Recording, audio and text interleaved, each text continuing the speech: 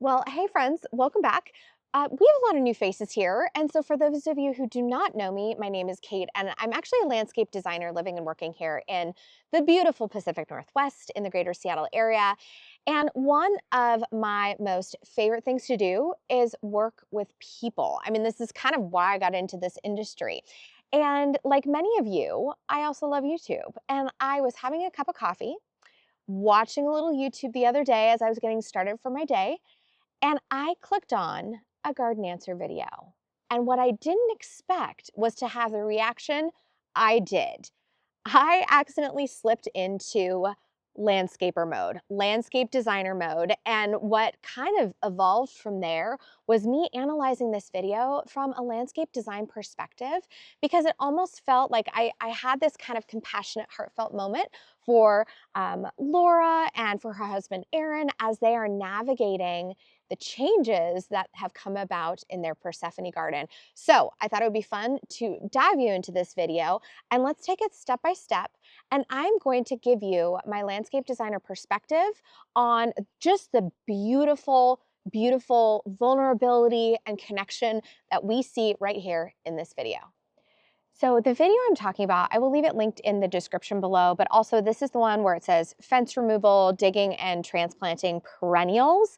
And right here it opens with the removal of this small white vinyl picket fence that was kind of running along a portion of what they call the Persephone garden.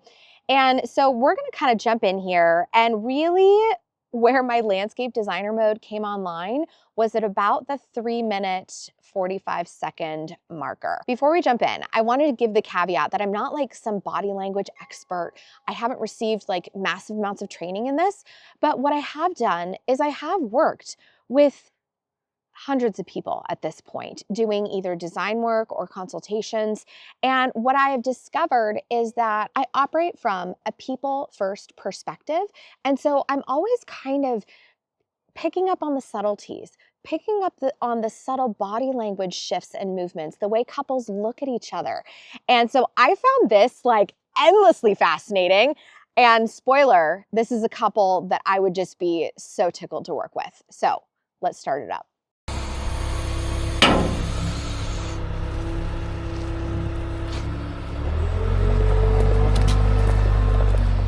Hey guys, how's it going? So you just witnessed the picket fence in the Persephone garden being removed. This whole area is undergoing some pretty good sized changes. In fact, Paul and Aaron are going to be working on digging some tree holes for trees today. So we wanted to walk you through this whole area and give you an update. I am going to be digging and moving some perennials today as well, and probably doing a little bit of work in the greenhouse, so I will bring you along for that as well. But let me stand back and just give you a view of what this space looks like.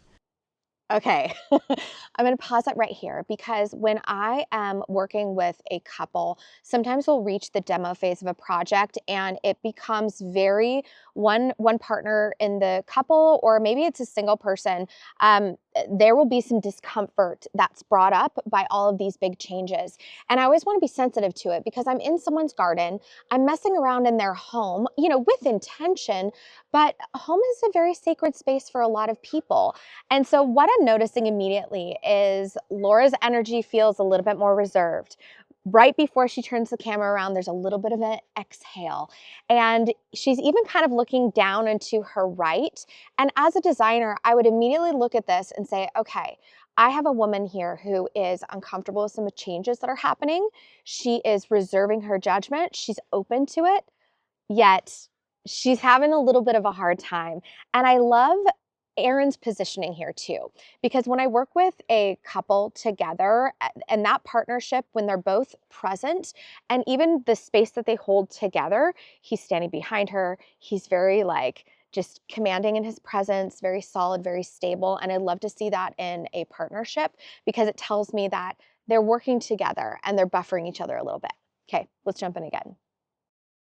This, I have to admit, is probably one of the harder things to see for me coming out. I did not want the fence to come out, but maybe it'll be good. Maybe. In the end. Okay, so here's this garden now completely laid bare and opened up. It's amazing how that fence helped create some cohesion to this area, because this stuff is not balanced. Let me stand you back here. if we stand even with the doors to our house, the boxwood circle and the urn are centered, but this area has always been off to the left. And the only thing that made it work was the fact that the fence came all the way to here, and this was the opening to this space. So it kind of made it make more sense that it was off. Yeah. You know, Okay, I want to pause it right here because she's bringing up some really excellent points. First of all, she does a really great job of showing you the symmetry that is lacking in this space. And so while that center boxwood moment is really, really lovely, as soon as you zoom out to that Persephone statue that's right in that kind of like brick crosshairs, you can immediately see how unbalanced this is. And when I work with a client and they were doing something that's a change, right? There's a couple things that I see, and I see it here. They talk about the fence making it work. However, in many of these cases, and what they are currently navigating right now, is just because something in your landscape works doesn't mean that's how it should be. So when you're looking at your landscape and you're saying, well, that makes it work, I want you to take a step back and say, well, does that actually work? Sure, it makes it work, but does that function in the highest and best good for that area of my landscape? And in this case, what removal of that fence did is it basically took a spotlight and shone it directly on the imbalance in this area. I kind of want to back up for a half a second. Okay, so I've stopped it right here for a couple of different reasons. First of all, you can see the boxwood circle and that urn perfectly aligned with kind of those double doors there. Now, what's interesting is this Persephone statue that's right in those like crosshairs, it is very much off to one side. And I think from a design perspective, I like the symmetry of this arrangement, but honestly, if she wanted to keep this arrangement, really what she would need to do is turn it 45 and then kind of swing that boxwood border around back so that it didn't feel like we have two very misaligned pieces. So it's really like a simple shift. If she could turn that, of course, that's easier said than done. But I think what's interesting about this whole thing is that fence, what it was doing is it was creating a false sense of balance and symmetry because the fence section only spanned that one area. So did it make it work? Sure. But did it work? No, it didn't. And what's really cool is you can see Erin and Laura here really playing off one another and holding space for the overall vision. And I want to talk to you about that more in just a second because they mentioned something multiple times here and I want to go over what that is. We could have honestly probably kept it for a while. When we do these projects where everything's kind of being laid bare and we're, I don't know, in the process, you're just kind of looking at all the things, or at least I am, like what's all the things that need to happen. And I'm not really concerned about the order as much. It's like, well, it just needs to get done, so let's just get that done. But maybe we didn't actually need to take the fence out yet. or at all. Well, I think it needs. Okay, I want to pause it right here because a couple of things are happening.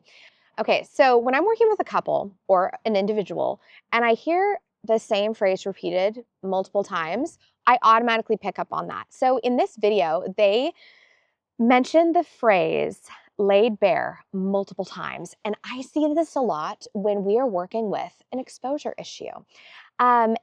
Here, what's really interesting is they don't turn you around, but that entrance to the dirt lands and being so adjacent to their main drive, that is leaving them feel exposed. So even that small 3-foot picket fence, somehow that made them feel really held in that garden.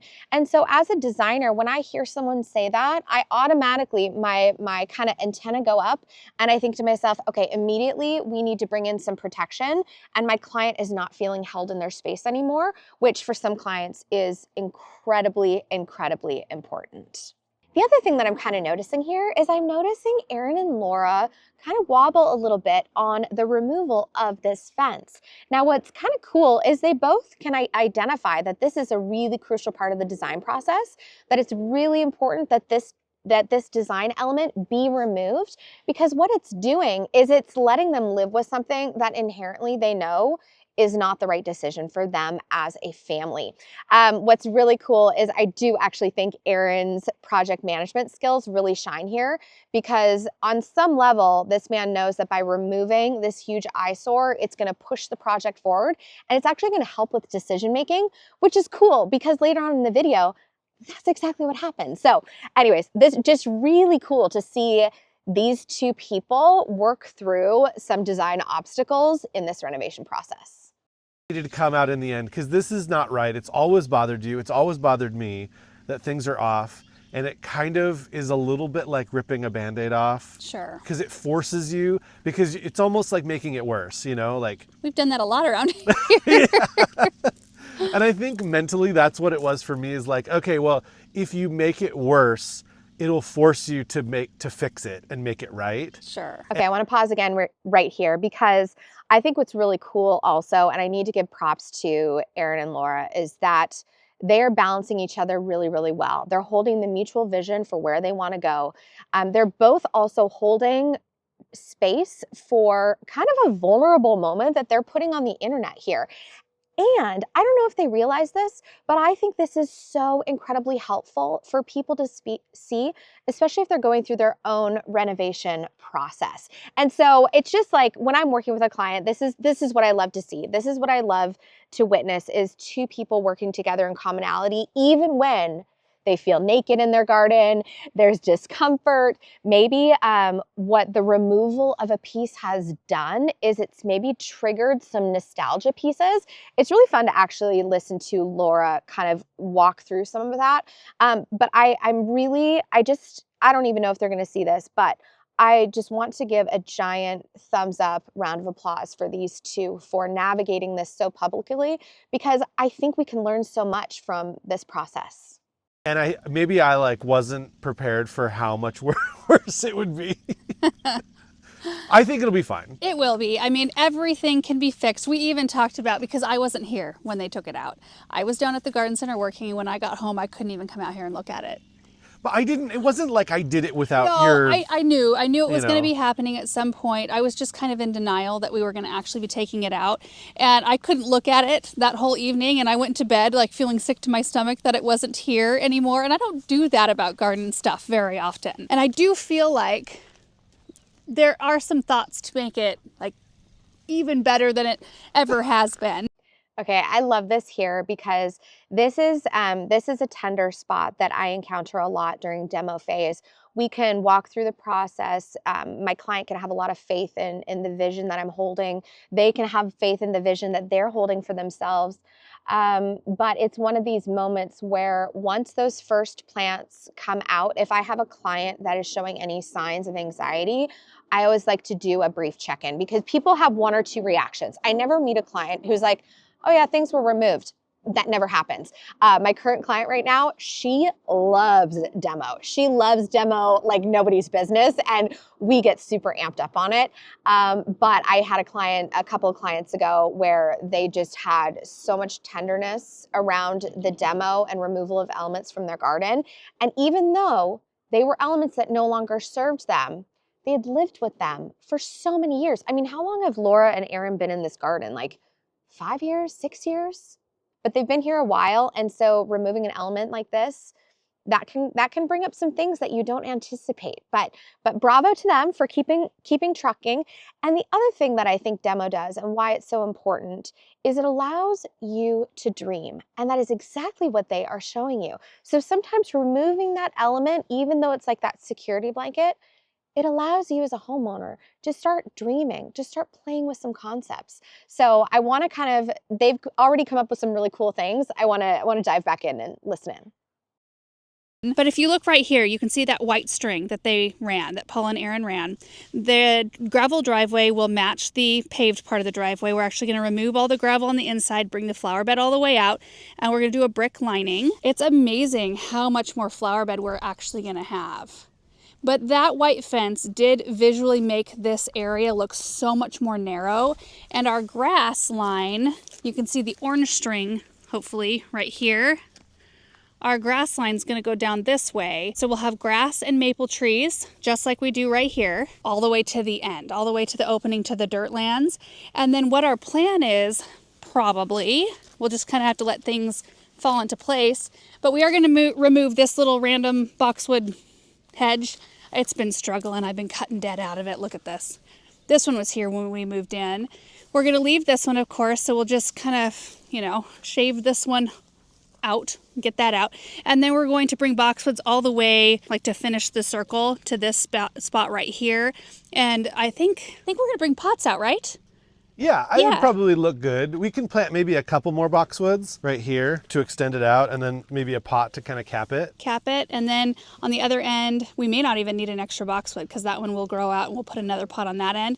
But I think the plan is to eventually box this in, so a boxwood hedge instead of a fence.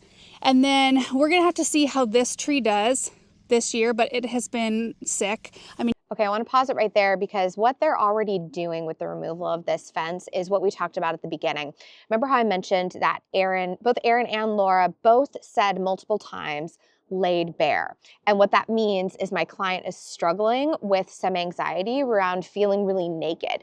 And I would imagine that being such public figures now in the garden space, that privacy has become really important and really valuable. That might be a core value for their family.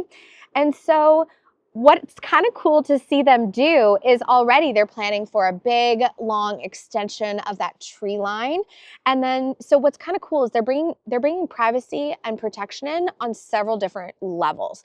They're going to have canopy of trees. They're going to have that white split rail that's staying for now. And then they're talking about, I always say people's front yards should feel kind of like a hug.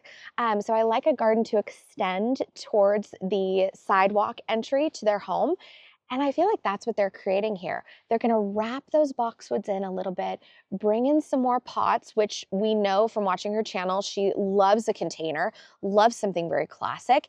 And so already the removal here is such a beautiful kind of opportunity for them to rethink their own space. And what's cool is as this video progresses, she, by talking this through and by Erin being so supportive and lovely and also holding the space communally as a vision, she's getting more and more comfortable, and you can actually see her energy change. She's getting more and more excited, talking about like enhancing flower beds, different things that they're bringing in. So let's jump in because there's kind of a couple other last things that I want to touch on before we wrap up.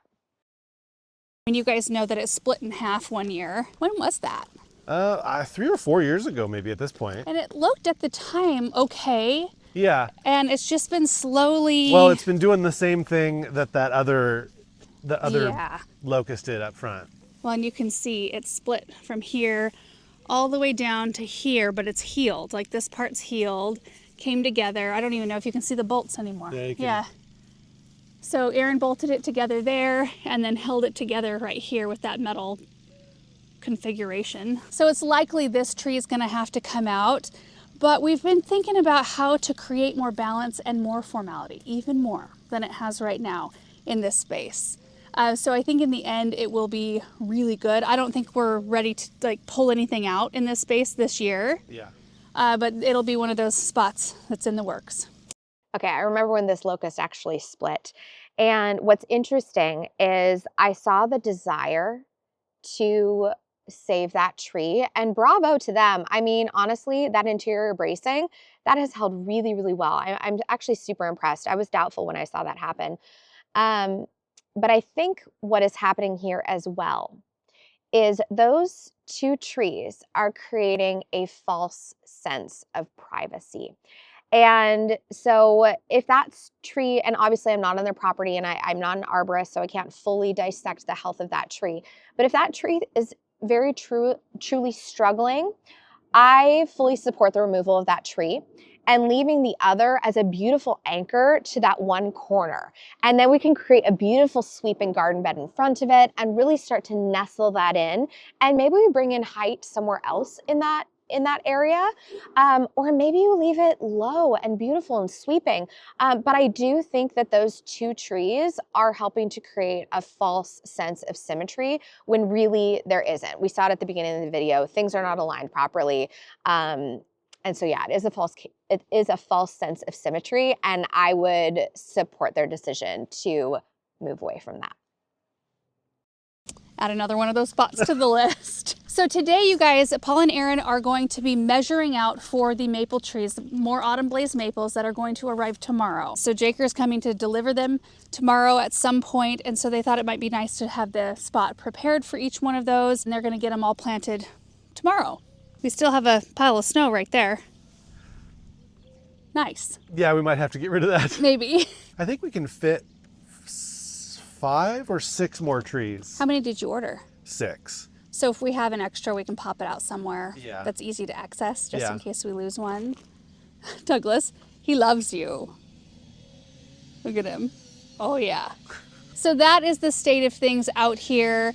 Super not loving having the fence in front of this garden space, but we will get that coziness back at some point, whether or not we put a fence back in, which we've talked about. In fact, that night, Aaron's like, I can call the fence guy and I can have him put a fence right back in that spot tomorrow if you want, because he knew I was kind of like, no. No, but it's okay. You know, I think too, it's just a little shocking. Yeah. Sometimes when a real pivotal piece in the garden leaves, you're kind of left with, I don't know, you just have to get used to it. So, and I have over the last few days, and I can see where we can make this really quite awesome. All right. Okay, I'm pausing it there for kind of a couple last thoughts. What I'm loving about what I'm seeing here is I am actually, and I don't know if anyone else picked up on this, but the fenced removal did not happen before the filming of this segment. It actually happened a couple days before she films this segment.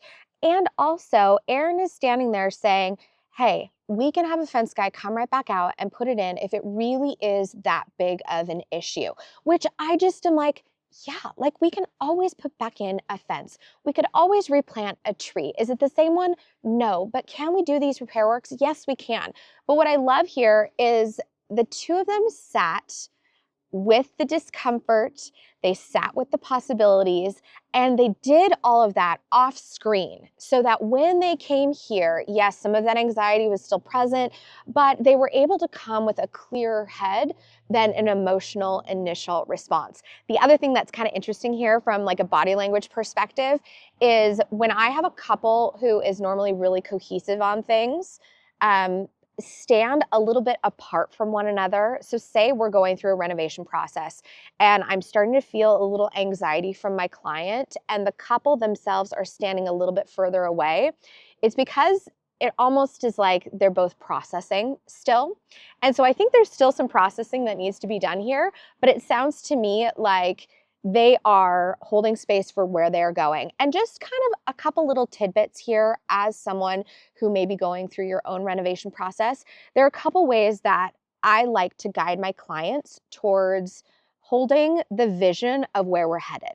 So that is early stages of making a list of desired outcomes, dreams that they have for their garden. And also, you can also make your own Pinterest board and make your own collage. You can use PicMonkey or Canva, any of those. But you can create an image to a collage to hang up or have in your phone that will keep you aligned with the vision of where you are headed and where your dream is. Because I think if we can stay focused on where we're headed, all those little bumps will become smoothed out along the way. I want to give one little last prop here for something that happens later in the video that doesn't have anything to do with the fence necessarily, but is just something I'm noticing that I think is kind of a cool little last minute addition.